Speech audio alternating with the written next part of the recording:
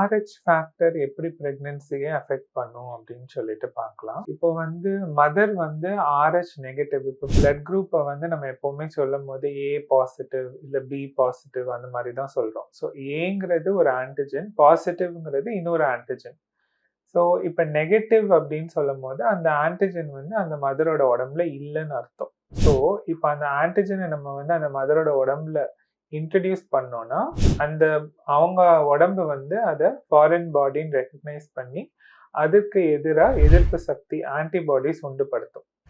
இப்போ ஒரு RH negative mother வந்து ஒரு RH பாசிட்டிவ் பேபியை கேரி பண்ணும்போது, அதாவது ஹஸ்பண்ட் வந்து RH பாசிட்டிவா இருக்கிறனால RH பாசிட்டிவ் பேபியை கேரி பண்ணும்போது அந்த பேபியோட RH பாசிட்டிவ் பிளட் செல் வந்து மதரோட பிளட்ல கலக்கும் போது நம்ம வந்து இந்த ஆன்டிபாடிஸ் ப்ரொடியூஸ் ஆகும்.